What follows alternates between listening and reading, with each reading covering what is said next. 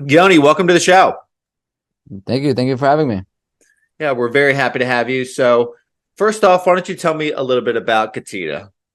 Okay, so Getida, we're active in the e-commerce space, technology company, and their mission is to help Amazon sellers who use Amazon's fulfillment services to find discrepancies, any inventory that gets lost, damaged, destroyed, disappeared, disposed, or overcharged with fees. Our technology finds the issue, but then we actually also have a service team that opens cases and manages all the back and forth with Amazon until the issue is solved. If the inventory is found, you can sell it, make money, you're good.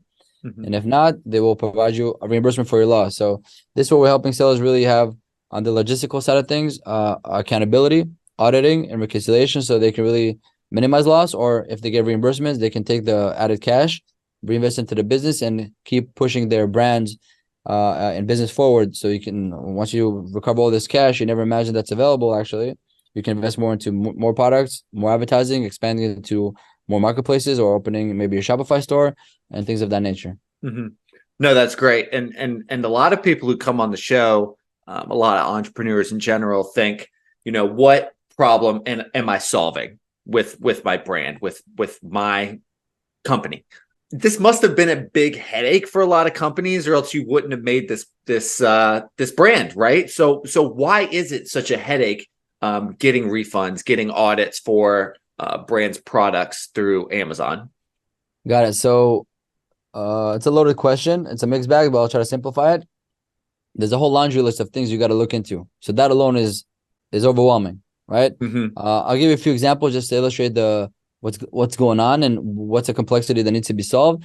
So, Alex, you're an Amazon seller. You want to ship 1,000 units to Amazon's fulfillment centers, Hmm. and you ship it, right? And Amazon, instead of receiving 1,000 units, they only, let's say, receive 990 units.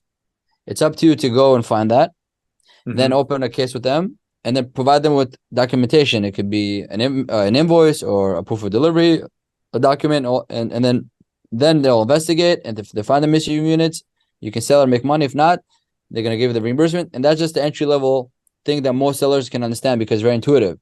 Hmm. But once your inventory is inside the fulfillment centers and inside the bins, all of a sudden it can get lost or damaged or destroyed or disposed for no reason, right? Also, Hmm. between the centers, once the Amazon sometimes takes that inventory and they shift it from, let's say, Virginia, where you're located, to where I'm located in New Jersey, Hmm. or to California, to have that 1 or 2 day prime shipping spread around the country that customers like so much.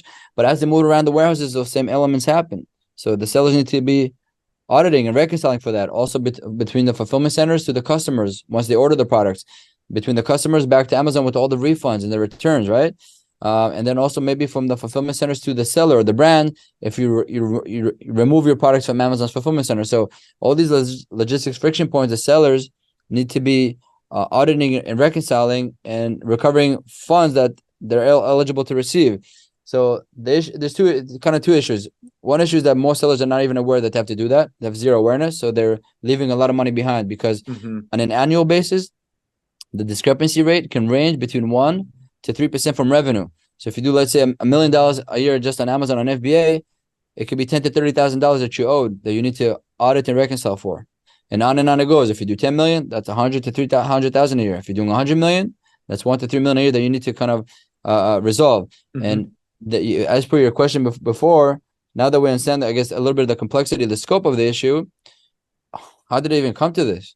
What? I just wake up one day and I serve tens of thousands of sellers all around the world and audit tens of billions of dollars of because today we audit tens of billions of dollars of transactions every single day. But it wasn't an overnight thing. What happened was it was evolution. So the reason Getida exists today is because it was born from our experience as Amazon sellers. So long story short, over 10 years ago, we started selling products online. We started on our website, then eBay, then started on Amazon in 2013. And then the business grew very quickly on Amazon from 0 to 20 million, then to 100 million. So what happened to the team to be committed just to handling this issue, that element, right? Because every year it's 1 to 3% from our revenue. So once we had the technology and the team that constantly focuses on it, we created the solution for ourselves. We Hmm. had to solve this issue. And then what happened was that we told our friends from the industry that we have these capabilities. So they told us, help us, we'll pay you. And that was the original. That was basically the genesis of Getida back in 2015. And what happened was that over the years, it just grew organically, word of mouth, because the value proposition is very basic and attractive. It's free to join. There's no subscription. Oh wow. You can cancel at any time. It's performance based for retail positions. And then all the money we made, all the profits that we made, we kind of plowed and invested into Getida. And once we had our mind, attention, creativity, and energy in one place, that's when we kind of took off on this niche and became the global leader. So today we're the largest organization in the world dedicated to this mission and to this niche. We have a team of 240 employees in 12 countries. We're an authorized solution provider of Amazon, so we're partnered with Amazon. We're in the app. Amazon has an app store inside Amazon Seller Central, so we're listed in the app store. And we're constantly educating sellers over the world, and it just became kind of a movement because of this issues that we had to solve for ourselves. And then the market kind of pushed us on the head, said, help us, help us, help us. And it's still kind of saying it in a way. So we're just carrying with that vibe. No, that's great. And part of what I hear, Yoni, is free. You know, everyone loves free. They say there's no such thing as free lunch, you know, but I'm assuming, you know what? I wanna it's a push back on that. I push back on it all the time. No push back. I want to bring some more sophistication to that, because it's very interesting. I've learned something very interesting about humans, so I want to make it more rich, because you touch a very good point. So let me give you this way. People love free things, right? It's kind of 100%. There's three layers really. The first layer is that people love money in general, right? Mm-hmm. The second thing is that people love free money, Yeah. but above all, people love their own money. I'll give an example. You walk on the street, right? You were in Brooklyn visiting, family, Uh-huh. or Queens in your case, and then you see $100 bill on the floor. So you pick it up, right? You're happy, you found free money. Then all of a sudden, somebody runs on the street and just kind of jumps you and takes that $100 bill and walks out, runs out. So you'll be like, easy come, easy go, right? Free money, right? So you won't like take it personally, right?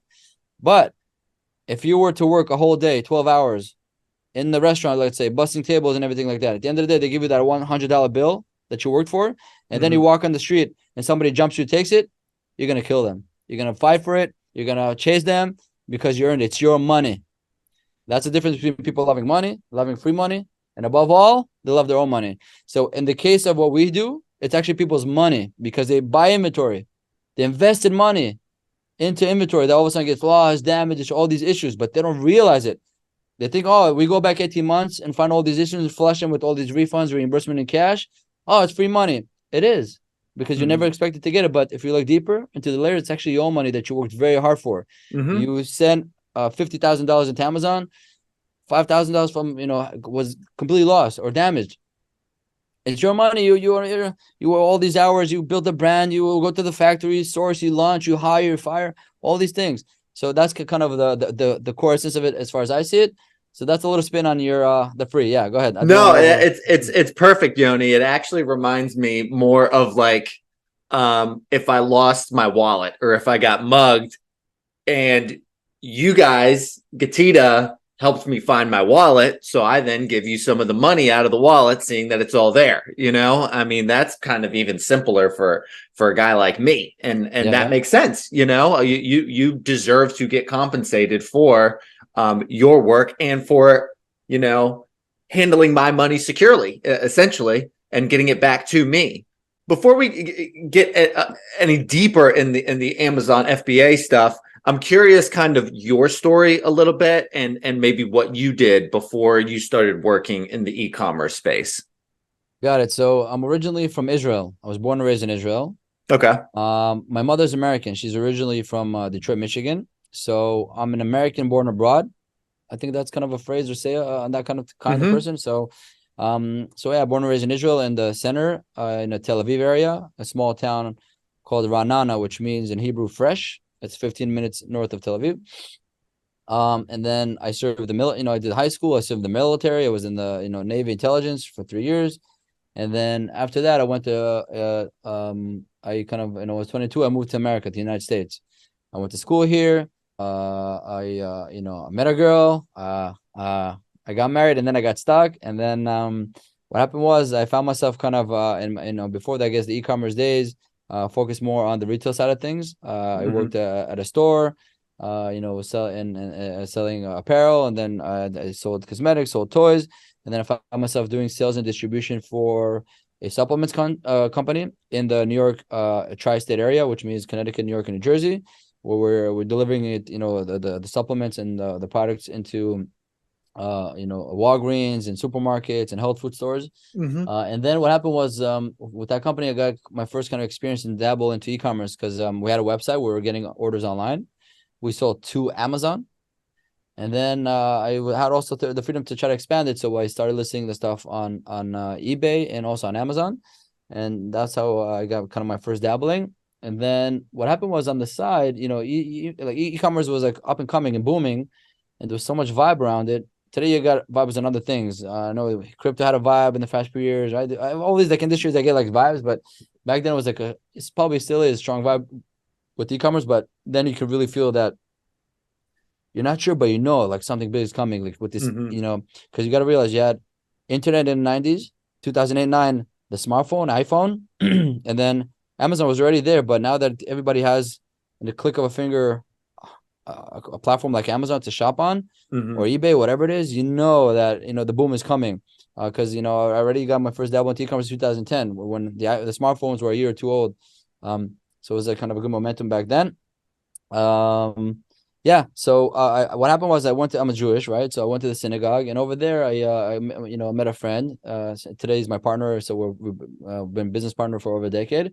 I was doing sales and distribution for a supplements company, and he was doing accounting for a furniture company.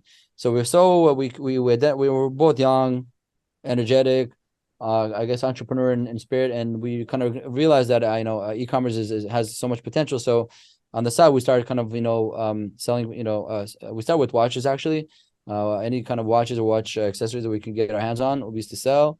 We saw on the website, we saw on eBay, and then on Amazon, and then kind of took into the into the course an evolution from selling on e-commerce to resolving issues on Amazon on the FBA side with Getida. No, that's amazing. I think watch is super niche. That's one that I haven't heard. Usually it is apparel, shoes, health and beauty. We touched that. So we start with watches, then we progress into jewelry, sunglasses, shoes, apparel, toys. Then we became a kind of a mini department store. Baby, what else we do? Travel. It was just whoa. The e-commerce fulfillment or the gene, whatever. It was explosive in a very, very beautiful, good way. But we had a junction actually of two successful businesses. One was the retail side or the e-commerce side, right? The second was the Getida, kind of helping, because I guess the first one is B2C, business to consumer. Sure. The other one is business to business. And the true reality was for us that we had these two successful businesses for a few years. But the reality was that honestly, that the B2C always came first before the B2B. Meaning, if I ship $1 million to Amazon on my for my products that I sell, right, and it has an issue, that comes first before any Getida client or user, right? And it was so that was kind of a little bit ungenuine. So strategically, when we made the decision to cash out of retail and just focus on the seller, so the Getida users comes first, it made all the difference in the world for us. That's when we really kind of boomed and matured on the B2B side, business to business helping side. And it took me to a different, this e-commerce industry took me to another dimension of growth, I guess, or adventure. And I guess part of the reason where we had the guts to take a leap of faith and really pivot from high level revenue retail business into data and solutions is that we said, what we know how to do in retail and in e-commerce, we can't really take it away. It's our diploma, so we can always fall back on that. But we know that we really need our attention either this or there. So when this or there, we kind of peaked. We know where we can reach. Great. But on this adventure, we don't know. But we feel there's also, again, this hunch that a lot of potential worldwide. And it fulfilled itself. So, we have users, tens of thousands of users from all over the world, passionate entrepreneurs just like us. So it's been very challenging, but very fulfilling in this dimension. I never expected it, but that's kind of the journey that I found myself so far. No, it's amazing. I haven't heard of such a specific kind of brand goal or mission? Is there a lot of people or other brands in terms of maybe your competition in the space of people and brands who are trying to get reimbursements from Amazon for companies? Yeah, definitely. So there's lots of competition. We were not the first, second, fourth, or whatever to the market, and we're definitely not the last. But somehow we're the largest in the world, or we're Oh, kind of the wow. leadership position at this point. It could be that because once again that so a lot of them come in like we did because they had the retail activity, and Hmm. they also kind of figured it out, and then they had another layer or an add-on or a side business. So they're in that junction, so they can't put their full attention and motivation energy in one place. So The one that you were in, where they're kind of serving two yeah, masters yeah, a yeah, little yeah, bit. yeah, yeah. Yeah. So a lot of the OGs, the original players, were in that junction, and most of them stayed with, that we need to have two of them, two arms, like Hmm. two business or something to fall back on. But the moment we had nothing to fall back on, it was all in. So full creativity, full energy, full innovation, full grit to do what we got to do. Made all the difference. We just, the gap kind of started in the moat. So today we invest millions of dollars, of probably our lifetime, tens of millions of dollars into R&D, research and development. Creating brand new technologies, having patented some technologies. It just creates a difference, a focus. So you're really in that universe and dimension full time, nonstop. You and the whole 240 employees Hmm. that you have. So some of them kept it at a ground level. They have one or two, maybe five, maybe 10, 15 if they're really scaled up, but they're kind of trapped. So in that the two dimensions, that's kind of one profile. Other profiles can be where they're only in the data play or the technology play, so they don't really do retail. They do software, but the thing is, they're not exclusively focused on one thing. They're kind of trying to solve it all, Hmm. right? So this kind of a leg of reimbursements or auditing is just one add-on or one leg. So they kind of do maybe the basic stuff or some of the stuff that they were able to figure out, but no full-blown attention, and energy and resources applied to one direction. It just kind of they have so they might have software for inventory management, for advertising, for listing optimization, also reimbursement. So the reality becomes that they're kind of a jack of all trades, master of none. So they're Hmm. not known to do this very good or exclusively or like in a very very deep level. It's just not a bad thing. We have all our competitors. We have much respect. It's all good. But yeah, so that's kind of another layer of profile where there's no, they're not. Here's the thing in general, I guess in business is that it's maybe I would maybe compare it to medicine or the world of doctors, right? So 100 years ago, you had like the doctor that comes visit. You don't go to the clinic or the hospital. They come to your house. They're gonna have to kind of figure it all. So your medical your home doctor that comes to visit you kind of knows a little bit of this, a little bit of that. They try to do Sure. what they ever can with you. That was the old days. Today, you see that you have a general doctor, but the moment they identify this, you have like a, God forbid, right, a brain tumor or a heart condition. Hmm. They're like, okay, listen, that's the beginning, and now I'm going to send you to the specialist, the cardiologist, Uh-huh. the oncologist, whatever it is. So they go all day, all night, just pushing there. So then, and that Hmm. makes all different. So today, the health service, care services are much more advanced because of the ability to focus all these niches or Hmm. specific issues. And so if I use that as an analogy, that's the way I see it. So most of the other players are kind of generalists or general doctors. Very hard for them to get really deep into extract at all fully resolve all the issue because they're spread out.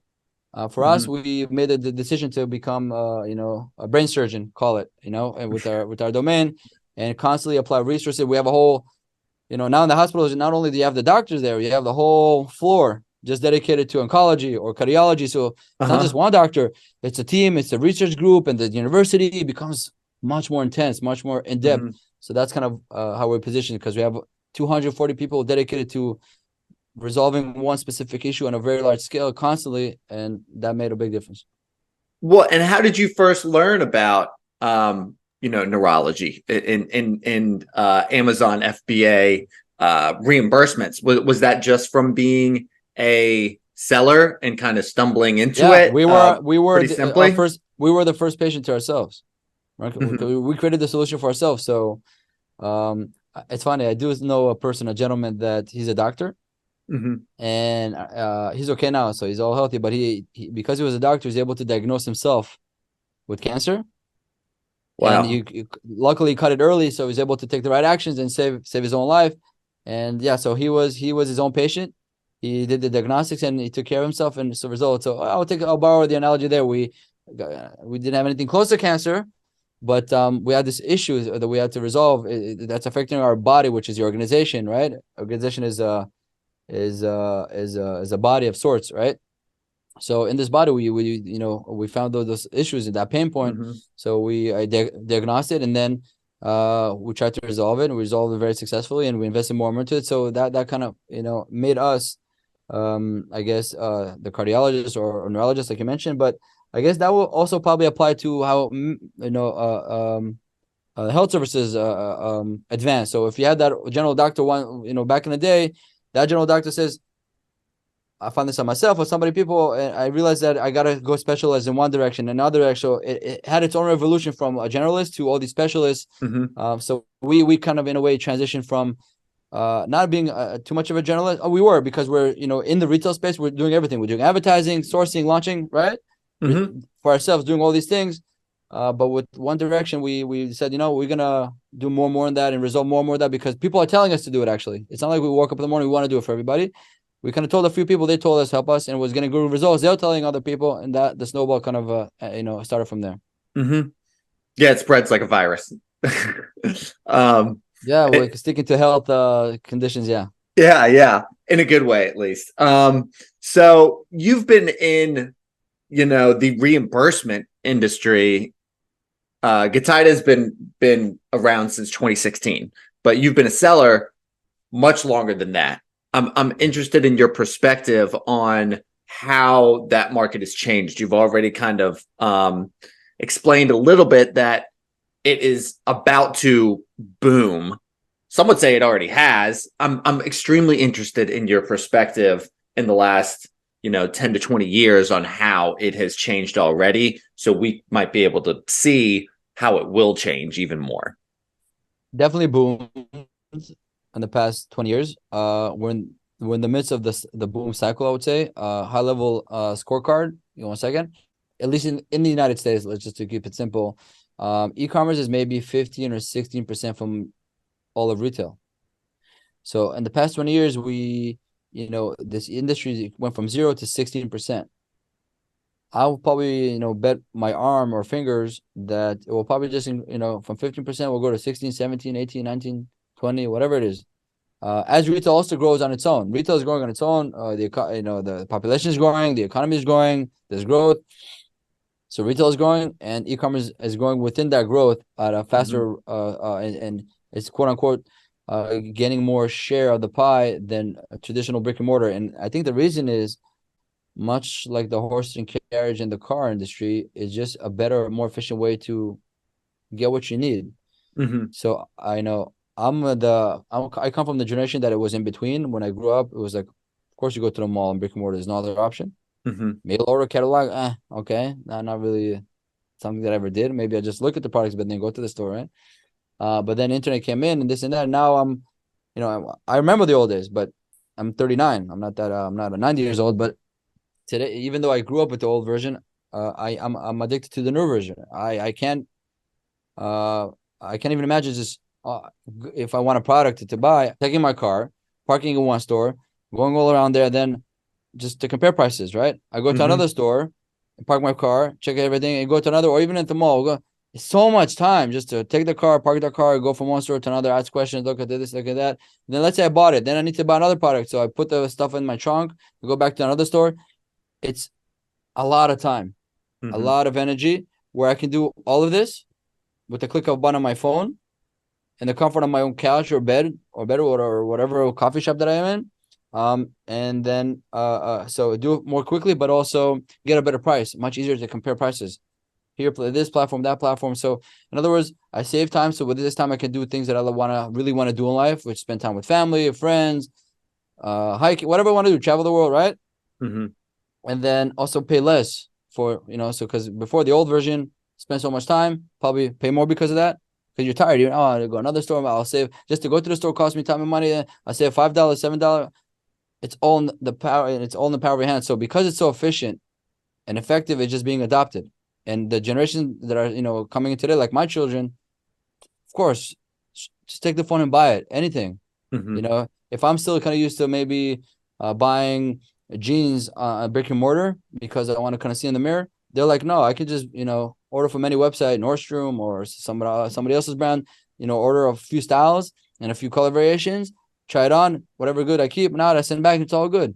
Then I go with my friends. So they're much more in tune into that, and that's why we're still in the boom cycle. That's why it's still growing. It's very exciting to be in this industry because there's so much momentum. And do you think brick and mortar retail stores will die eventually? No, I mean, because they're benefiting. They're in the hybrid. So Gap, all the Old Navy, any Lululemon, they all have. So the stores are becoming a bit more like showrooms. Where I remember also one time I went to Foot Locker and I bought shoes. They told me, listen, you can take the shoes with you right now in the box, or just send it to your house.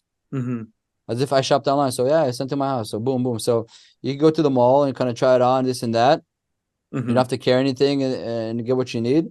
Or maybe you already did the research online. So use their website to kind of check the style. So you know that you go to Nordstrom, there's a 4 style that you like, and the inventory is in your local Nordstrom. And then you come in, you kind of try them on, see it on, and then you choose what you want, you buy it. So e-commerce enabled the brick and mortar. Sometimes vice versa. You see it in the store, then you buy it online. Let me kind of take it to a different dimension. Brands, any brand, consumer brand especially, the fiduciary duty of any brand owner is to have their products available for the consumers wherever they can. Sure.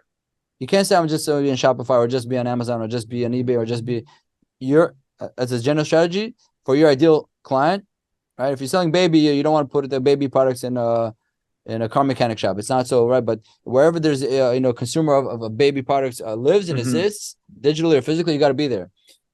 And they both serve kind of each other. So brick and mortar is not going to go anywhere because it feels a certain comfort or efficiency, but also because that at least the malls, I don't know for even there's open shopping malls that have the advantage that at the end of the day, because you're human, you want to maybe hit that store because you're going to plan around something. It's going to be an experience, or it is already an experience. You got to meet your friends for coffee at the mall or any general a strip mall, and then after that you're gonna hit the store. You already saw online the colors or whatever you want, so you're already in the coffee shop. You're gonna hit it and buy it and take it with you, and then go next door to for your do your nails and then your hair, all that stuff, or you drop your kids to karate or watch a movie in the cinema with your friends.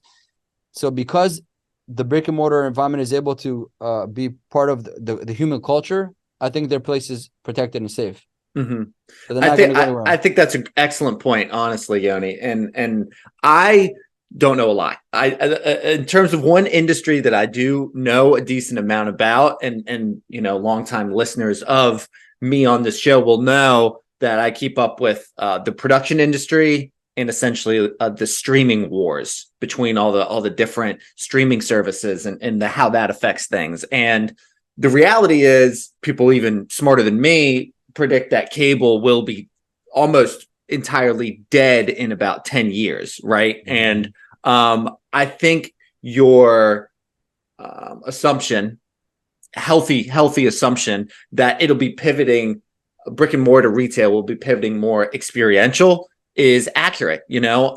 Movie theaters have had the same effect from streaming, where going to a movie theater is this big experience, not something that you just go casually do because you're bored. And I think going to a mall or going to a store is the same thing, where you want to be attended by a person and be maybe catered to. And I think brick and mortar places are going to lean even more into that, while cable channels are getting more and more niche.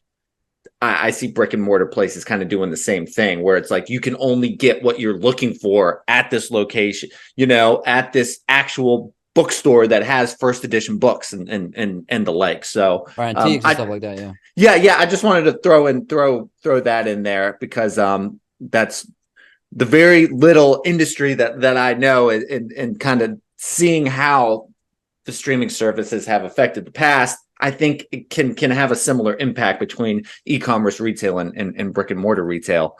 I'm curious and that may have been one just now, but what do you consider to be the most common misconception people have about selling on Amazon or about Amazon reimbursements?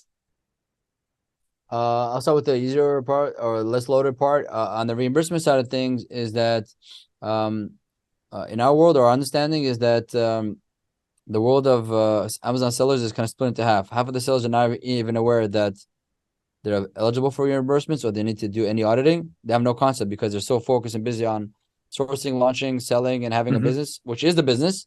None of them are like, oh, now I got to stop everything and look into what happened to the past and reconcile. No clue, no concept. So part of our mission is to educate them so they can listen to this episode, for example, and they never heard of it. Now they did. They're educated. They'll be able to take action about it. They can have us do it for them or go to our YouTube channel. There's lots of videos there and that teaches you how to do it yourself. So you can do it yourself. The other half of the sellers are kind of aware about it. They do something about it, but they don't know how much more they can get. So they have a team, maybe another provider. They can, they're getting some of the money, but they're not getting all the money. So our message to them is that we can always run a free audit and give you the data. That's great. Saying how much more you can recover. Then based on numbers and data, you can make an educated decision if you want us to help you get that money back or not. It could be 5,000 extra that you owed or 50,000 or 500,000, doesn't matter. Once you have the data in front of you, you can make a decision. Hey, I want it. And once again, only if we get that money to you, only then you pay us a fee. So the half of the sellers not aware, we help them with awareness and of course solve it. The other half help them get to maximum level using data. And so it's not has to be a gut feeling. It's just it's very transparent and easy to make decisions. So that's the concepts or misconceptions of FBA auditing and reimbursements. And then when it comes to, I guess, e-commerce and selling, products online, it's funny. I just for the past 2 days I was in a conference here in New York City. It was called AMZ Innovate. It typically takes place every September. So we had this mastermind meeting where there was one phrase that caught my attention that I think kind of says it all about the e-commerce industry. Essentially, brands and online retailers are data processing organizations. It's all about data. Sure. Right? The supply, demand, cost, it's all spreadsheets. And so if all the data suggests they should do something, you should do it. If you should sell this type of product because you can identify the demand coming from here, there, or you should improve a product because you get feedback and reviews from here, and there. You should maybe get, you search around because you get data or quotes from other suppliers. So maybe you can get better quality, lower cost. So you're processing data and data constantly to achieve an end result of generating free cash flow. So you generate revenue, deduct all these costs around it. You make profit and generate free cash flow. And from that, you sustain yourself financially and for your well-being. So the misconception is that with e-commerce is that you can just get started, create something cool and everything will and just follow your gut feeling and everything will just will fall through. Will be okay, and you're gonna be generating millions of dollars, and then you could it's passive income. You could just go and be a digital nomad and live anywhere, or buy a mansion, or buy a Lamborghini. It's all kind of a mixed bag of stuff that you see in social media, which could be shallow at often. Like, oh, I used to have a job, now I work 4 hours, 5 hours a week, and everything's just working out. Not so accurate. The reality is, at least in the beginning, will be a grind, just like physics and cars. You want to start movement, and you're a micro entrepreneur. You're not like Microsoft that has massive resources. You are going to put so much time and effort and energy into this. That's energy into this to move this vehicle called the business. Same thing like a car. First gear, always the most energy, most fuel. And then you go to second gear, third gear. Then you as you go up with the gears, actually, because you have movement and momentum, you use less energy. And that's a reality. So once you reach the fifth gear, and you have a team and they're educated and they're experienced and they're passionate about, maybe they have some piece of the action or equity, then maybe you can step back a little bit, play golf, have a lifestyle. So don't think that, you put a few hours and things start to roll and then you can take it off. And then, no, it's the reality is it's a lot of data processing. You need to be good with that, or at least have a team that is good with that. And that will, and you constantly got to get better at that and learn how to do more and more. And then you find long-term success. So if you think it's going to be a simple, easy ride where you could just do cool things and have a good feeling, that's a misconception I would like people to maybe avoid. No, that's a well thought out answer. I really appreciate that, Yoni. Before we wrap up, I always ask guests the exact same last question. In the e-commerce space, it can be extremely stressful, anxiety inducing, and take a wear on mental health. I'm curious what sort of hobbies and interests you practice personally in your free time to ensure a healthy work-life harmony and mental health. Okay, so I have a kind of a secret weapon. Not so Love secret, it. but yeah, it's called the Sabbath. I'm Jewish Okay. and I'm Orthodox, so I keep the Nice. Sabbath. So for 25 hours, ladies and gentlemen, I have no phone, no computer, no distraction, notification, and I just, I'm with my family, with my kids, and with my wife. I go to the synagogue with my community.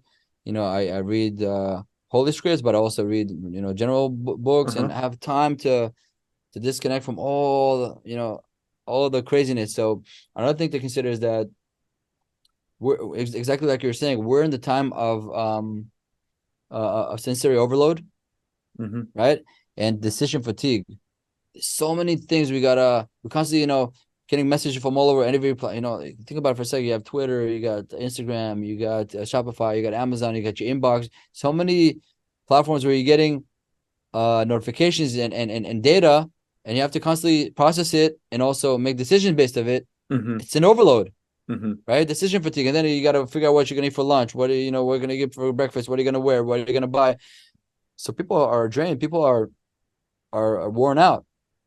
So what do you do to reset a little bit, disconnect? So what I do, like I told you, I just 25 hours. I'm disconnected all that. Then I can really put my mind and attention and spirituality into other things that are not as fast moving or aggressive or whatever it is, and I can take a walk outside, and then after 25 hours I'm ready to go back in. I'm fueled, because if you're not that cut in between, you just constantly fuel, you're gonna break down at Yeah. some point.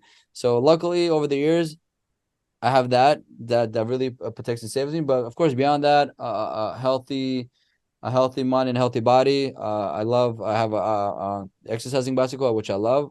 I do the cardio, and I put music loudly and I sing with it, and I scream and shout when it gets hard, and that's good. So I break a sweat, and I do also regular push-ups and stuff like that. I love music, so I play piano. I play a guitar. I used to be in a band back in high school.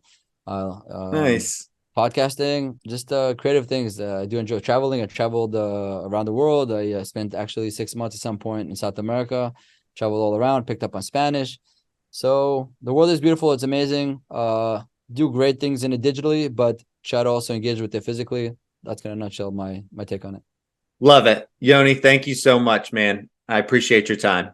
My pleasure.